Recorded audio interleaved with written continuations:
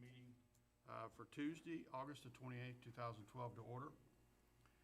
The invocation will be given tonight by Pastor Rick Krietermeyer with the South Coffeyville Emmanuel Baptist Church. And would you please stay standing for the Pledge of Allegiance? Let us pray. Heavenly Father, we thank you for the privilege that you've given us, Lord, to have a free country, Lord, to have a forum where we can express our ideas, where we can learn, where we can grow, and where we can be informed. Heavenly Father, we thank you for these that have given their time and their effort to serve this community. And we ask your blessing and your direction upon them.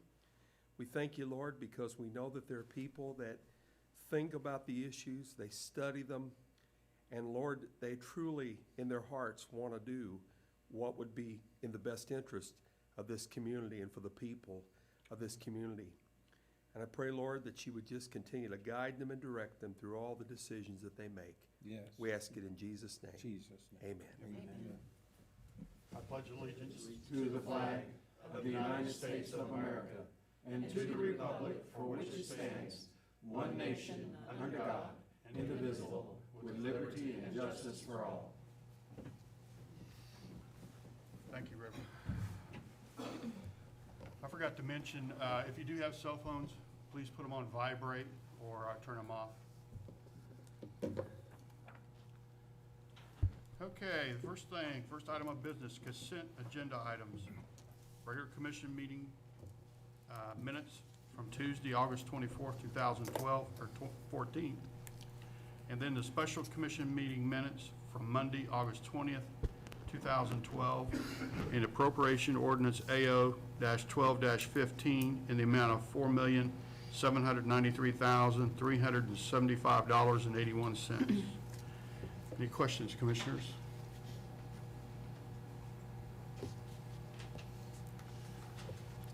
I had one question that I'd already mentioned to our interim city manager, Cindy. I'd had a question about the proposal for the replacement on the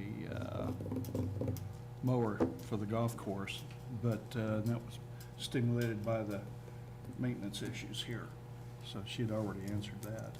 Okay. It's costing so much to keep the thing up. Any other questions on the appropriations? I had none. I have none. Move to approve the consent agenda as presented. Second? Motion was made by Commissioner Edwards and seconded by Commissioner Jones to approve the consent agenda as presented. Commissioner Edwards. Aye. Mayor George. Aye. Commissioner Horn. Aye. Commissioner Faulkner. Aye. Commissioner Jones. Aye. Regular agenda items. Item F, public hearing, special presentations, and proclamations. Public hearing for CVR CRNF, request to vacate streets. Interim City Manager Cindy Price will make comments. Mayor and Commissioners, in July, we set a public hearing. We had a request for the vacation of two different areas by the refinery. There were drawings in your agenda packet and did send some aerials that would give you a little clearer view. If you don't have those, I can give you my copy of that. And I also did send an updated link on the agenda. The first one is for new, and it is between Sunflower and Linden, and that's right in front of their administrative building. The second is Martin, and it is at Martin and Sycamore. The refinery and the nitrogen fertilizer plant were aware that the hearing was tonight. I contacted them today to see if there was anybody coming, and they indicated that they were unable to attend tonight. I do have some comments from them on why they wanted to request this, so I'll go ahead and read those, and then you can open the public hearing. And this is from Ken Hines, CVR, and this is regarding the vacation of New Street, which is in front of their admin building. The city and refinery had previously vacated Ash, Martin, and a portion of Linden and Cedar Streets. Vacating this portion of Martin and New is consistent with previous vacations. The The facilities are evaluating changing the Linden Street plant entrance and modifying the perimeter fencing. With the new and Martin Street vacation, such changes would allow more options and potential design concepts. And they respectfully solicit and appreciate the approval of the vacation request. And regarding the parcel at Martin Street that CRNF was requesting, they had actually made that request several years ago when they first did their expansion. However, there was an individual that owned property adjoining it, so the vacation was never acted upon. They have since purchased the property. They own all of the land adjoining that, and they want to be able to straighten out their fence to better secure the area. And we still have utility easement rights. This would allow utility easements, yes. I would like to make a suggestion that from now on, and I know we've done it before, I don't know why this time we got different maps. I want to make sure that we get these aerials, because it makes it easier from a standpoint, and I'm used to reading legal maps all the time, but with the aerial, I can definitely see where all the houses around it are and everything else, so it's very important that we get those. I agree with that. Anybody else got anything? Okay. I will now open the public hearing. If anybody has anything to say, please step to the microphone, your name and your address, either for or against this.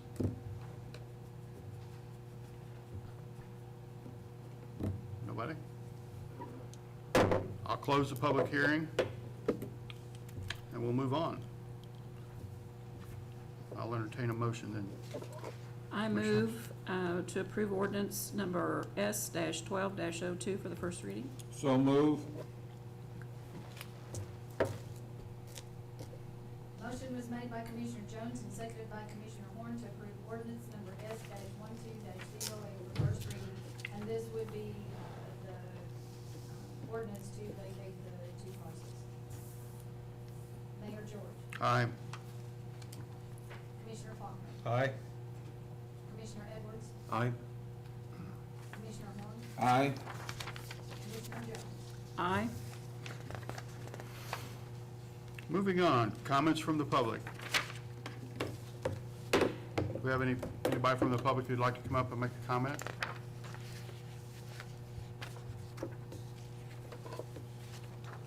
Hearing none, we'll move on. Old business. Ordinance number G-12-04, the second reading of an ordinance to approve the 2012 standard traffic ordinance. There's been no changes from the previous hearing that we've had. Move to approve ordinance number G-12-04 for adoption. Second. Beat you to it. Motion was made by Commissioner Edwards and seconded by Commissioner Faulkner to approve ordinance number G-12-04 for adoption. Commissioner Horn. Aye. Commissioner Faulkner. Aye. Commissioner Jones. Aye. Mayor George. Aye. Commissioner Edwards. Aye. Item 2 under old business, ordinance number G-12-05, second reading of an ordinance to approve the 2012 Uniform Public Offense Code. There's been no changes since the first reading. I'll make a motion to approve ordinance G-12-05 for adoption. So move. Motion was made by Mayor George and seconded by Commissioner Horn to approve ordinance number G-12-05 for adoption. Commissioner Faulkner. Aye.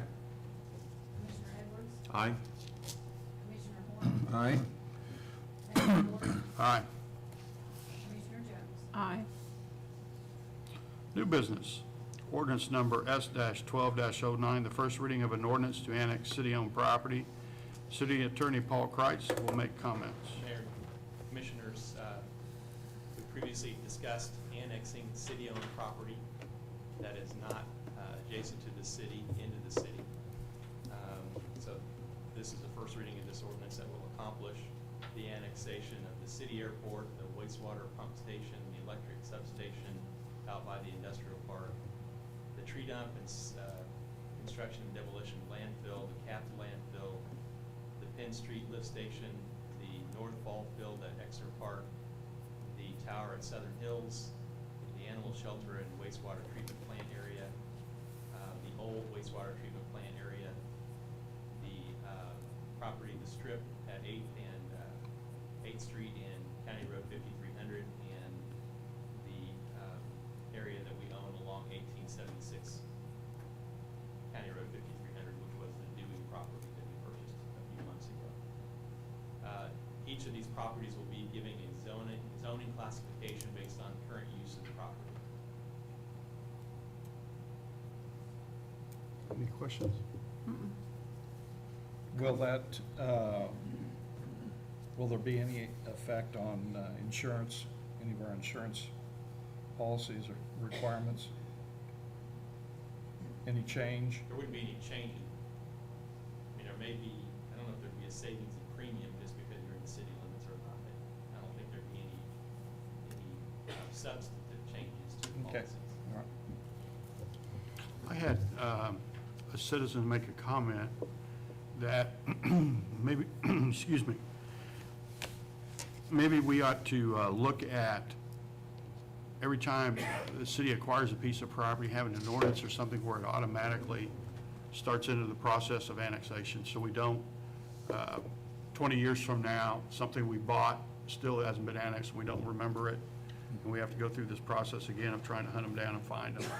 I thought it was a pretty good idea. And you have to remember that that ordinance is there too. Yeah. Well, but Cindy's good at that. She remembers that stuff. Memory like an elephant. Okay. Can I have a motion from one of the commissioners? Move to approve ordinance number S 12-09 for first reading. Second. Motion was made by Commissioner Horn and seconded by Commissioner Jones to approve ordinance number S-12-09 for first reading. Commissioner Edwards, Aye. Commissioner Jones, Aye. Mayor George, Aye. Commissioner Faulkner, Aye. Commissioner Horn. Aye. Next item, Resolution R-12-79, a resolution to renew flood insurance. Finance Director Stephanie Richardson will make comments. Mayor and Commissioners, in 2009, the city purchased flood insurance coverage through the National Flood Insurance Program for the properties that the city owns that are located in Flood Zone A. Prior to that, that coverage had always been included in with our normal property and liability insurance coverage. But when we switched to One Beacon with insurance cost savings, that came out of that proposal, and we were required to then buy a separate insurance proposal for the flood coverage. The annual premium to renew the coverage through American Bankers Insurance Company is $56,498, which is a 3.5% increase over our 2011 premium. The deductibles range between $1,000 and $2,000 with the maximum coverage of $500,000 per building. We do have additional flood coverage through our One Beacon general policy, so it does cover the losses that are over $500,000. Our general coverage policy also has flood coverage for all of the city properties that's not specifically listed in that flood zone A. And the other issue with this is if we have a covered loss with FEMA, to have that, if we have a secondary occurrence and need coverage again, we are required to maintain flood insurance coverage on these properties. 3 out of the 14 properties that are listed, we did have claims on during the 2007 flood. We would recommend approving this coverage and with the premium of $56,498 and to adopt the adequate coverage for these properties. If you have any questions, I'd be glad to try to answer those. Do we send this out for bid? The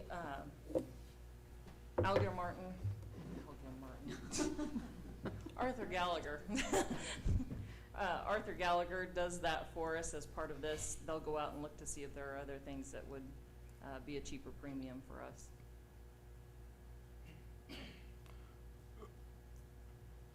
In these 14 buildings, Is there any of them worth more than 500,000? The ones that we have listed in here, there's a building value on the next page. We've got the sludge digesters and control room. They're over 3 million. The equalization basin, the lab control building, chemical and filtration building. A lot of them rest at the water treatment or the wastewater treatment facilities. We've got a couple pump stations. Those were ones that we specifically had a claim on in 2007 that were flooded. But we do have several that are over the 500,000 limit. Okay. I'll make a motion to approve Resolution R-12-79 for adoption. Second? Motion was made by Mayor George and seconded by Commissioner Edwards to approve resolution number R-12-79 for adoption. Commissioner Edwards. Aye. Commissioner Jones. Aye. Mayor George. Aye. Commissioner Horn. Aye. Commissioner Faulkner. Aye. Item 3, resolution number R-12-80, a resolution to execute a consulting services agreement with C.H. Gurney for the electric utility. Electric Utility Director Gene Ratzlaff will make comments. Mayor and Commissioners, the City Electric Department owns and operates electric generation resources with a capacity totaling 60 megawatts. It includes 2 gas-fired units, an 18-megawatt and 38-megawatt unit, and 2 diesel units for a total of 4 megawatts. The 18-megawatt steam generator was placed in service in 1956, and the 38-megawatt steam generator in 1971. The 2 diesel generators were put in service in 2007. The City of Coffeyville and GRDA have a power purchase and sale agreement, which was executed in 2007. Exhibit F is part of that agreement and refers to the capacity purchase agreement in which GRDA pays the City of Coffeyville for the capacity of the generation units. The generation resources are maintained in a ready state to be called upon by GRDA when needed. The payment to the city for this service is approximately $2.5 million each year. In Exhibit F, GRDA may terminate capacity payments on 1 or more units by November 1 of any year by providing 5 years written notice. In the first 5 years of the contract, the city was asked to generate only 1 day. Staff is concerned that this contract will become less beneficial to GRDA in the future because of the age of our generation assets and because they have a need for fast generation. A preliminary look at new generation indicates that a combined cycle unit consisting of an 80-megawatt gas turbine and repowering the existing 38-megawatt steam unit with the waste heat from the gas turbine would total a net power of 110 megawatts. The combined heat rate for the gas turbine and 38-megawatt unit would be 7.338 BTUs per kilowatt hour, compared to the current heat rate of 12.2 BTUs per kilowatt hour for the 18-megawatt steam unit, and the current heat rate of 11.2 BTUs per kilowatt hour for the 38-megawatt unit. This option would give the City of Coffeyville quick start capability of approximately 76 megawatts from the gas turbine, which could supply the entire city native load requirements. The remaining 38 megawatts from the repowered unit could be brought online within approximately 4 to 6 hours. It also would give the City of Coffeyville the ability to cover both native and industrial electric load within our boundaries, including the ability, should the City of Coffeyville or GRDA opt out of the power purchase and sale agreement, to serve our load and supply energy to the wholesale market, thus receiving additional revenues. Staff is of the opinion that GRDA would be more inclined to retain the capacity purchase agreement if the City of Coffeyville had more economical units. Should the city pursue new additional generation and GRDA continue the capacity purchase agreement, the contract would need to be renegotiated with a longer term and additional payment for the increased capacity. The capacity payments would then be used to offset the cost of financing the new generation. GRDA has entered into a contract with C.H. Guernsey and Company, an engineering firm in Oklahoma, to perform a feasibility study to determine how to economically replace the power of an aging coal plant. A municipal in Oklahoma with a capacity payment agreement with GRDA has also contracted with Guernsey for a feasibility study. The City of Coffeyville Electric Department thought it would be prudent to also enter into an agreement with Guernsey at this time. Staff has requested and received an RFP from Guernsey with a not-to-exceed price of $34,960 to perform a feasibility analysis to determine if repowering the existing 38-megawatt unit with a 80-megawatt combustion turbine is in a combined cycle configuration is economically feasible for the city. Staff recommends the mayor and city clerk be authorized to execute a purchase order in the not-to-exceed amount of $34,960 to C.H. Guernsey and Company for engineering services. I'll try to answer any questions.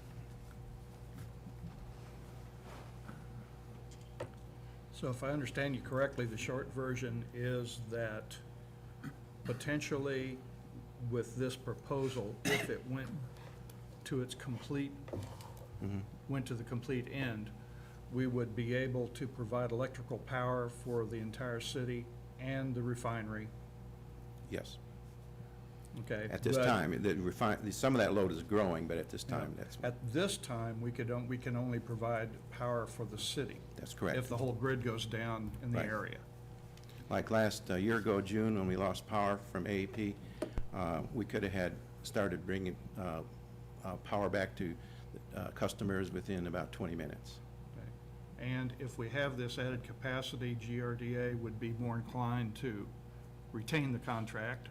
And they're Yes. paying us now $2.5 million a year just to sit with their finger on the switch to go Mhm. on, off, okay? Yeah, that's what we're hoping. And the proposal is to determine if it's economically feasible, Correct. That's correct. if we can afford to do this. Right. And also, depending on what kind of agreement we can get with GRDA, what the capacity payments would be, and hopefully over a very long period of maybe like 30 years or so, so that we could depend on that money coming in to help pay off the loan. So everything's predicated on GRDA capacity payment? Yes. And what's interesting about, all GRDA customers earlier, or I guess it was last week, received a letter to come to their offices in Oklahoma and sit through a presentation by their consultants and their environmental legal team to discuss future generation and what the options are. And we assume Guernsey is the one that's going to give the presentation, because they're doing their study as well as ours and another municipal in Oklahoma. Stillwater. Well, also, let me throw this out here, Gene. By reading part of what you were saying here, they're also looking at getting rid of an aging coal plant. Yeah, see, that's part of the decision. They have to spend a lot of money to bring it up to the most recent EPA Right. requirements. So they have to decide, do they want to spend the money doing that, or should they put in their own gas plant, or should they provide, buy capacity from other municipals, or, So that's what they it have to makes our decide. position a little bit better from a standpoint of, they sure don't want to lose our millions of dollars every year if we pull out of the GRDA contract Mhm. and go it on our own. I think it's very timely that this Yeah, is being done right now. That's what it sounds like. How long have we been running the plant? Are we still running it now? Mhm. That is good news. That is good news. Great. Are we having a manpower problem? You're working them to death? Mhm. Okay. Well, I know there for a while that they're very happy to be doing it. They were just beaming all over the place when I was talking to one of them. He was just so proud that they were running that plant that he was on cloud nine. Mhm. Thank you. Mhm.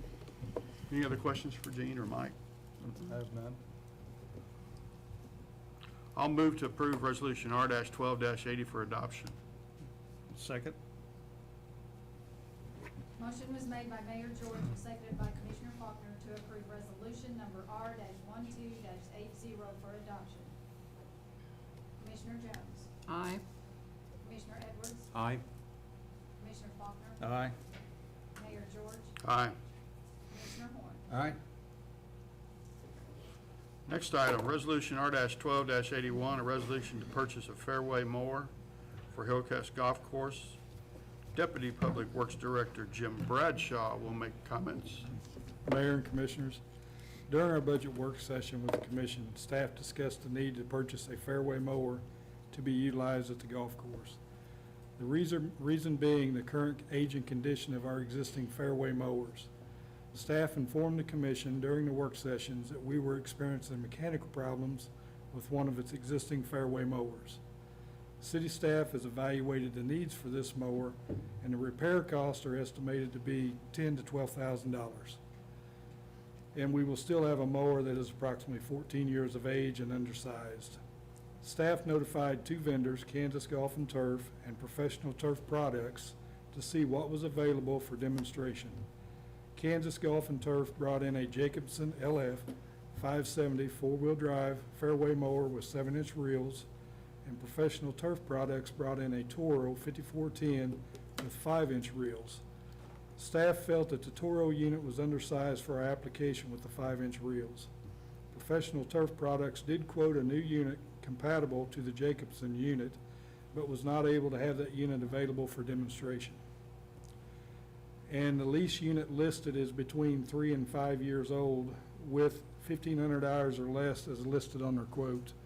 The Jacobson mower with 7-inch reels and the four-wheel drive performed well and produced a good quality cut. Staff feels that this replacement mower is a priority for this department in order to keep the fairways in good playable condition. This mower will have a 2-year, 2,000-hour warranty, whichever occurs first. Attached to my staff report is the quotes received and the warranty information, and I believe a photo also of the mower.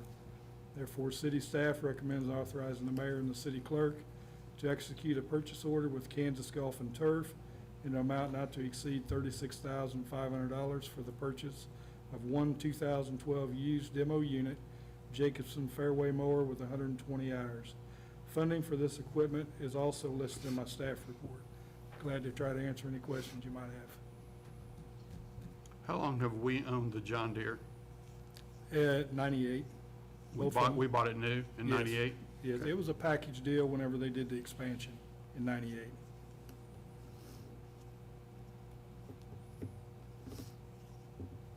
Where's this mower right now? It's in Wichita, yeah. They brought it down and we demoed it. We mowed all the fairways with it, and they took it back to Wichita. It's not still up there. No, no. I'm just giving you grief. Move to approve resolution number R-12-81 for adoption. Second. Thank you. Motion was made by Commissioner Edwards and seconded by Mayor George to approve resolution number R-12-81 for adoption. Commissioner Horn, Aye. Commissioner Faulkner, Aye. Mayor George, Aye. Commissioner Jones, Aye. Commissioner Edwards. Aye. Resolution number R-12-82, a resolution to set a public hearing for the vacation of a portion of Brookwood Drive. City Attorney Paul Kreitz will make comments.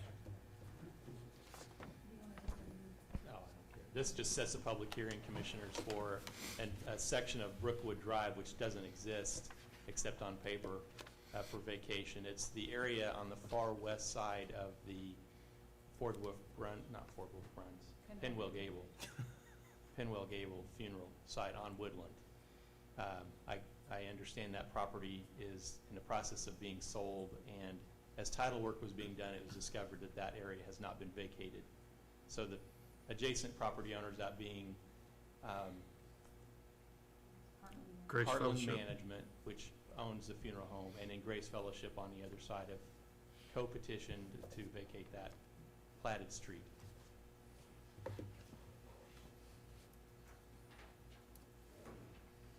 But there's not an actual street there, right? There is no street there. There is No, no street. no. It's not even a dirt path. Several years ago, Right. the rest of Brookwood had been vacated, and for some reason, the appraiser's office had this one little area listed, but there was no documentation on how that part, which is right next to the funeral home, was vacated. We searched through all of our vacation files, engineering search, we did a lot of research and could not come up where that was, that had actually been vacated. determined the best thing to do was we'll just vacate it now and get that taken care of. So what this does, it just sets the public hearing for, you probably already said that, September 25th at 6:30. Move to approve resolution number R-12-82 for adoption. Second. Motion was made by Commissioner Horn and seconded by Commissioner Jones to approve resolution number R-12-82 for adoption. Commissioner Edwards. Aye. Mayor George. Aye. Commissioner Horn. Aye. Commissioner Faulkner. Aye. Commissioner Jones. Aye.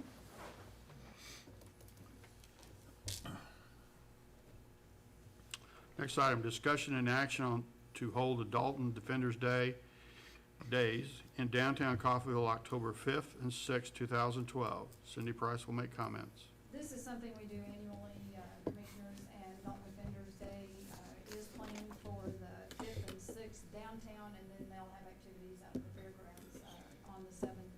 We have this in our ordinances to approve, and it would be pending the receipt of insurance and all the different information.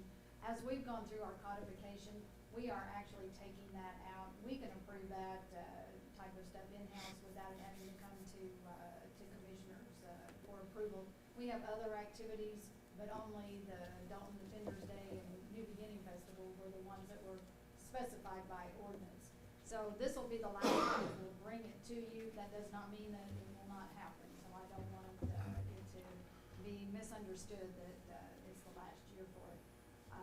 But we will, we do require special events insurance for the activities downtown. Okay. Normally, what does the city have to do for them? We will take barricades down and so that they can block off some streets. Also, Public Service sets up the fronts, the false fronts of the building there on the plaza. Jim, what else? We bring some bleachers in. Yeah, we take bleachers down, do the storefronts, polycars, that type of stuff. Provide a temporary electrical disconnection. For their concessions. Okay. Is it growing? I believe the activities that they're having have been growing the last few years. And they're working hard to, with their cowboy encampment and flea market type thing that they have to get additional people in.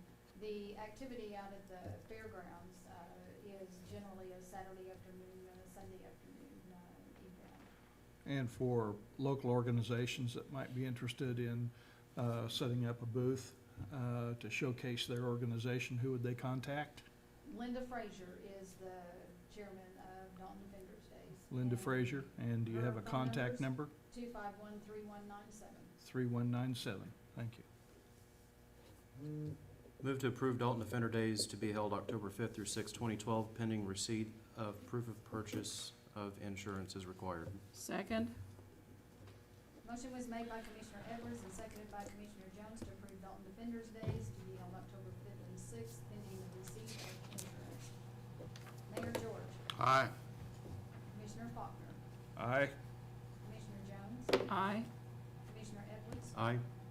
Commissioner Horn. Aye. Next item, resolution number R-12-83, a resolution to authorize filing a claim in the settlement proceedings of the Ultrazine class action lawsuit. City Attorney Paul Kreitz will make comments. It's actually atrazine, Mayor and Commissioners. The memorandum that I sent to you is actually a summary of the information you can find at atrazinesettlement.com if you want to bore yourself some evening reading volumes of documents. But this has to do with a class action lawsuit that was filed by the lead city of Greenville, Illinois, a few years ago, along with some other cities, including a few from Kansas, against Syngenta Crop Protection Corporation relating to elevated atrazine levels in the public water supply. Atrazine is a herbicide, I believe is how it's pronounced, that is used mainly to control weeds on corn, sorghum, and other crops, and is one of the most widely used herbicides in the United States. And when it's applied, of course, it runs off into fields from fields where it is applied and has been found in some ground and surface waters. The lawsuit that was filed claims that Syngenta knew that atrazine would enter drinking water supplies and requested that Syngenta pay the cost to remove it. Syngenta denied that it did anything wrong. The case was recently settled with no admissions of wrongdoing, and the court is now entertaining a request to approve the settlement and to distribute the settlement proceeds based on the number of claims that are filed. Syngenta agreed to create a $105 million trust fund to be divided among all of the class members after paying court-approved attorney fees and costs and expenses. Trace amounts of atrazine have been detected in the city's water supply for several years. And I want to emphasize that the detected amounts are considerably well below, are consistently well below the standard for atrazine levels permitted by the EPA for safe drinking water. So our drinking water is not dangerous, according to the EPA. It is below the safe drinking levels. But there's enough there, there's a detectable amount, a trace amount, that allows the city to file a claim in this settled class action lawsuit. Class counsel estimates that the number of class members eligible to receive a payment is approximately 2,000. As of yesterday, when Chuck and I spoke to the one of the attorneys representing the class counsel, approximately 700 claims had been filed. And they were actually in the process of contacting individual cities and other entities that had claims that exceeded $10,000 in value. We get notices of class action lawsuits. It's not uncommon at all. We get quite a few of those. Usually they're not worth very much. They might give you a discount on an item that you purchase in the future or something like that. But this one actually has some value to it. According to the computation that is listed on the atrazine settlement webpage, the amount eligible for recovery by the city is estimated to be $187,000. The final recovery will be impacted by the number of claims that are filed. And talking to the lawyer with in Dallas yesterday, she indicated that the net recovery to the city would probably be $8,000 less or more, within $8,000 of that $187,000 figure. Of course, we wish that no level of detectable atrazine was in our water supply, but if it's there, we may as well file the claim and take and avail ourselves of the compensation that is being offered. The court's going to conduct a hearing on October the 22nd to decide whether to finally approve the settlement. If it is approved, there could be appeals, and resolving those appeals could take months, if not years. According to class counsel, the city would not be restricted in the use of the money that we would receive from the settlement, nor does it affect the city's monitoring obligations regarding atrazine going forward, which I think were important components to participating in this settlement. So if you approve this resolution, it will ratify the filing of the city's claim to its portion of the settlement proceeds, and hopefully someday we'll get a check. I'll ask a question. I think I probably already know the answer to it. Has Syngenta, how do you pronounce that? Syngenta. Syngenta, have they done anything to remedy the initial issue? I don't believe so. This is just a settlement that they have reached, which, with no admission of liability. It's strictly a compromise of the issues. No contest, here's some money, go away. Yes. And by participating in this settlement, we release them of any claims that we might have in the future, as do all other class members. But because they've certified this as a class, we're either in or out. And we can, if we opt out of this, we could assert our own claim against the company and spend a lot of money trying to make a recovery against a big corporation that's going to defend it vigorously.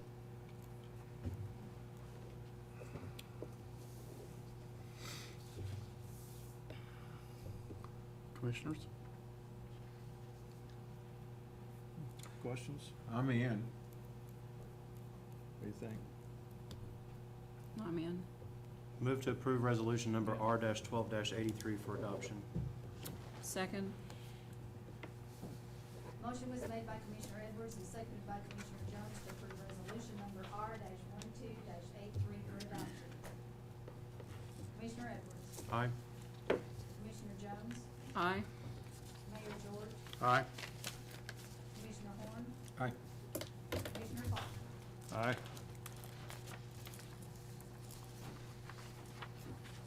Next item, comments from commissioners and staff.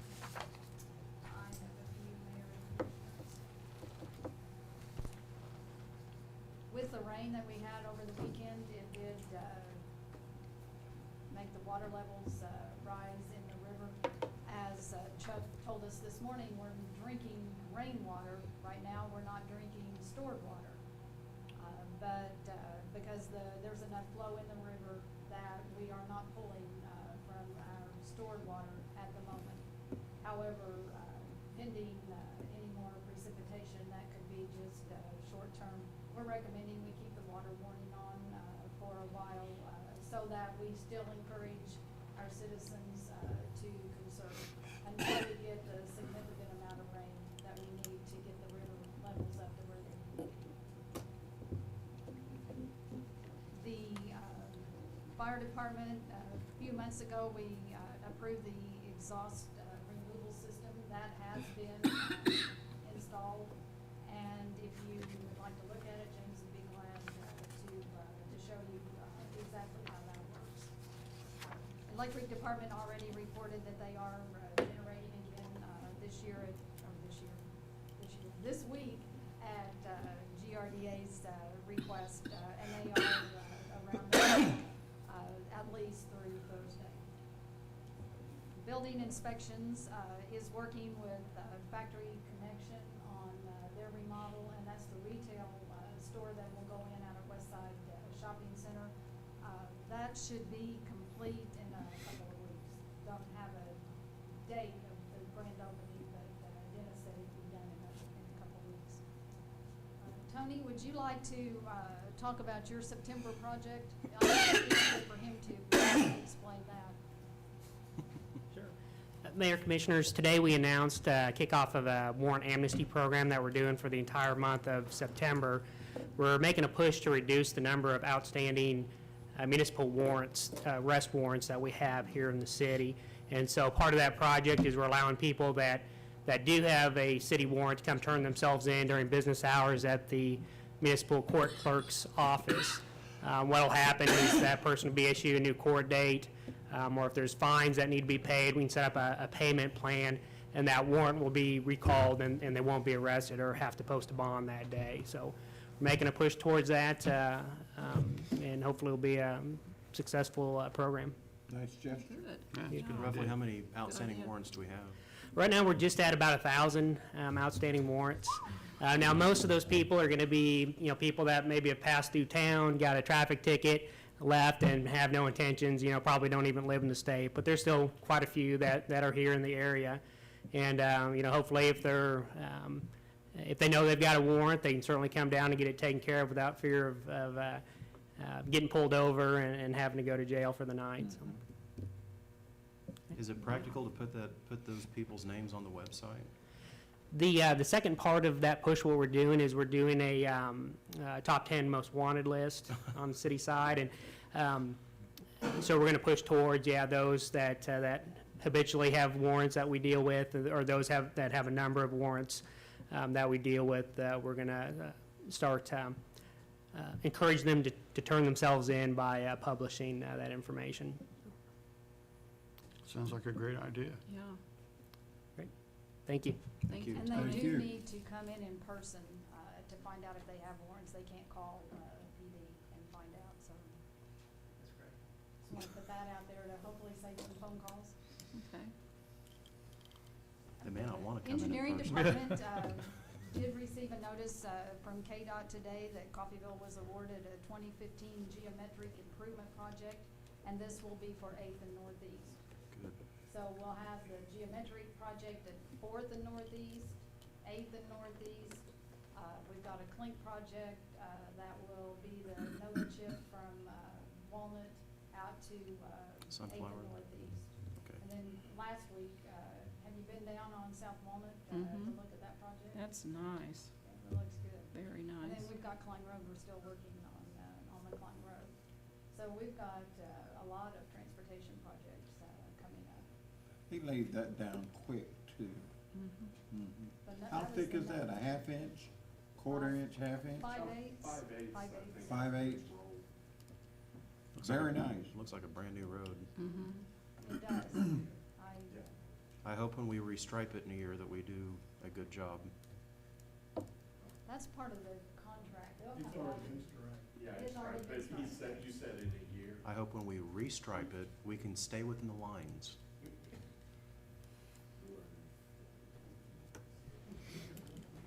At the, this is my last item, at They're the gonna make me stripe last the roads. meeting, It'll even look even worse.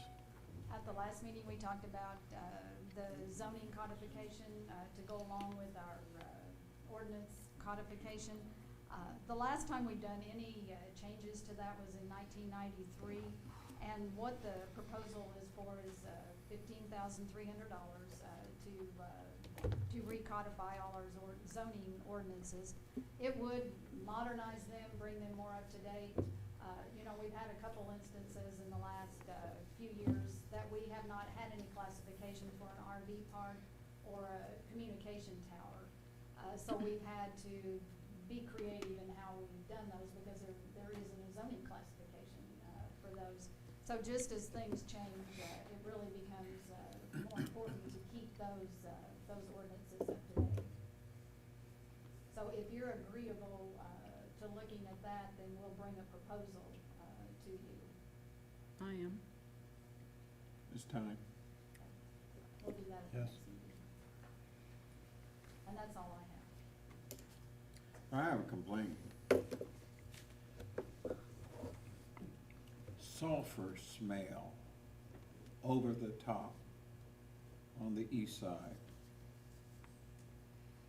Today, kids were outside playing, and I was monitoring. It was horrible, they had to come back in. And I don't know what's going on, it's different than the norm. It's different than the norm. There is a norm, but this one, this smell is a lot stronger. And I detected that today. Can we kind of find out what's going on? Is there anything we can do? I haven't I don't received any know. notices. James, did I you, haven't seen any notices of any releases today. Okay. can you look into that? Yeah. But it was very strong, and you know, I've been around that smell for a while, so I kinda know the real strong smells from the norm smell. I said, oh, that's just norm. But this time it was really bad. What's the disposition on the foundations being cleaned up by, The city Our has all neighbors. of theirs removed. okay, what about our neighbors?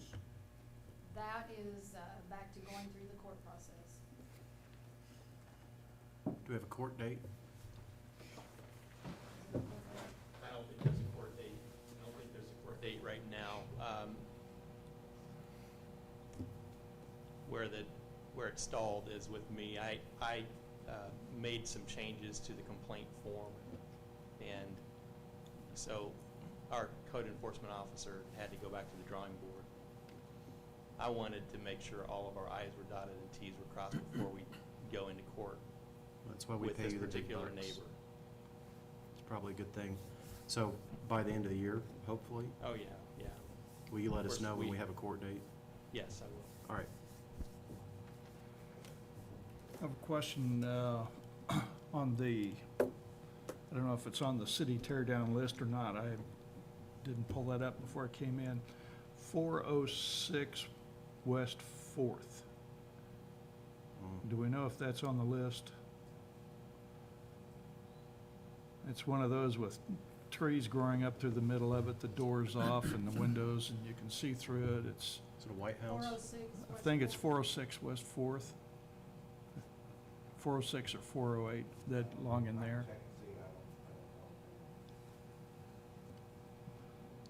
And then also there's another property out on East 8th. It looks as if there's a permanent yard sale set up Ranch with, house on the corner? with a couple of hundred trash bags piled up around the house itself. 401 East 8th. Is there anything that we can do to encourage the property owners there to clean that up? She's been to court before, and it's getting, I noticed it the Yeah. other day, it's bad. She's a frequent visitor to court. I know we've had her in court a couple of times. It's an elderly person. She's kind of, well, she accumulates property. She does clean it up when she's brought into court, and it sounds like we probably need to resume those efforts. I think John has started another case on that. It's just, it appears it's just on a cycle. All right, thank you. Ordinances on weeds. Trumpet vines that take over fences, buildings, and they're just pulling them down. Noxious weed ordinance. Is there anything where you can make people take care of that? Because there's poison ivy growing up in it. I've had a couple people call and say, just, if somebody's over there weed eating, they get poison ivy. It comes across the fence. Somehow it's airborne. I know there's some places where it just looks hideous. It's going up trees. Is there any way we can enforce? If it's a noxious weed, we have the authority to order it to be removed or remove it ourselves if we give proper notice and they don't take care of it. I think probably just getting the addresses and the violations to the code enforcement officer and let them take care of it. Okay. Tailgating that, I was contacted by a resident on Linden and I think it's Fourth. Mr. Tate, I'm sure he doesn't mind me mentioning his name. There is a problem next door to him, same thing, tree, a lot of vines. And his concern is, number one, when he backs out of his driveway, visibility because of the traffic. His wife can't see, and individuals can't see her coming either. And number two, there was some concern with some, I'll say, suspicious-looking characters that hung on the other side, and just kind of, it's a blind spot for them. And I shared with them that I would bring that to our code enforcement officer, but I encouraged him to call. And that's at Fourth and Linden. Yes.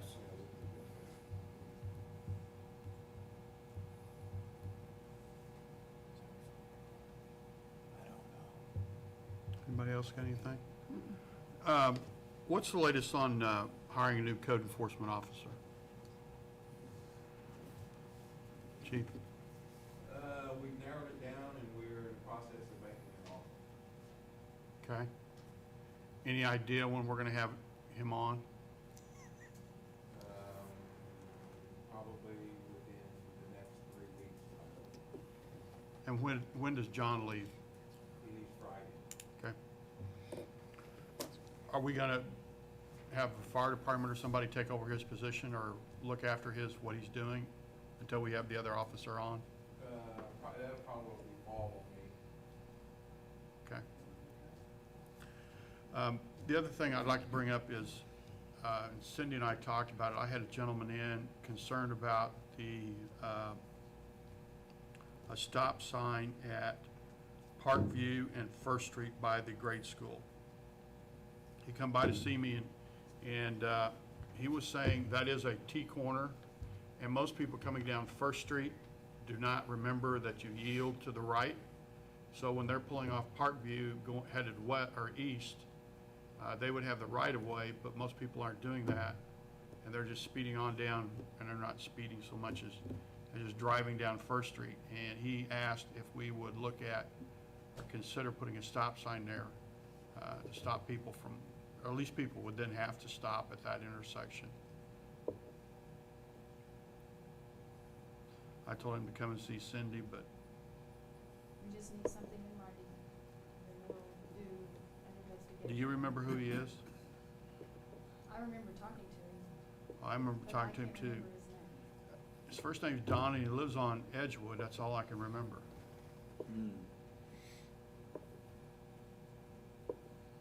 But you get to thinking about it, most people who go down First Street don't think that they have to yield to Parkview, especially if you're headed west. Absolutely. I've heard a number of complaints already this year about people speeding around the perimeter streets of the elementary school complex. And I've heard that Tony has been out there, and I appreciate the fact that you've given that personal attention. Has there ever been any thought given of trying to put some kind of temporary speed strips out there, speed bumps, just when school's getting out? You probably couldn't put anything permanent out there because that's the route that the ambulances take to the nursing home out west, I imagine. And you wouldn't want to slow them up on the way to and from that place, but is there some kind of different strategy that we can employ to try to control the quick traffic that's going around the perimeter of the elementary school? That's something I'd kind of like to see us look into, and perhaps that's what you've been doing out there. We've been doing a lot of enforcement out there. I've really been out there a lot since the start of the school year. The flashing yellow school signs, the flashing yellow light on school signs really make a big difference. That might be a good option for that school zone there. That might be what we have to do. I saw at least two semi-trucks as they crossed the railroad tracks going south on Walnut, bottom out and have to be towed away. Because when they cross the railroad tracks there, something's happening. And that throws these are 52 footers, throws the 52 footers off of whatever, and the trailer starts dragging the rear wheels. I've seen this on several occasions. And if we drive across when we're driving across, it's rough there. There's a lot of play there. And that's my suspicion, that sometimes they're taking those a little bit going across, but it's messing them up. Is there a disposition on that particular railroad crossing to get it repaired right now?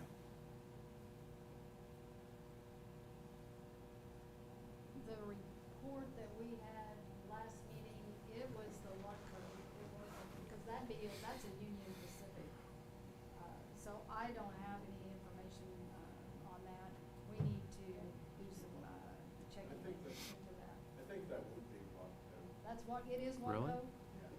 Okay. But I've seen repair trucks out there trying to repair and towing them away because of damage to the semis. And it's obvious to me that that crossing is just really bad, really bad in that area. And I don't have that report that I brought last week in front of me, so we need to pull that up and see where that track is in that list, and get with Chad Jasmine at Waco. With that being our major in and out south for Coffeyville, I think that should be a priority.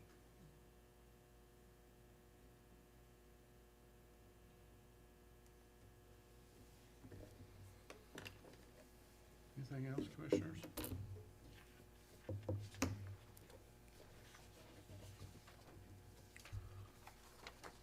Executive session. Move to adjourn to executive session for discussion of acquisition of real estate to reconvene on or before 7:55, following a 10-minute break. How long break? 10-minute break. Second? Motion was made by Commissioner Edwards and seconded by Commissioner Jones to adjourn to executive session for discussion of acquisition of real estate to reconvene on or before 7:55 PM, and that will include a 10-minute break. All in favor? Aye. Aye.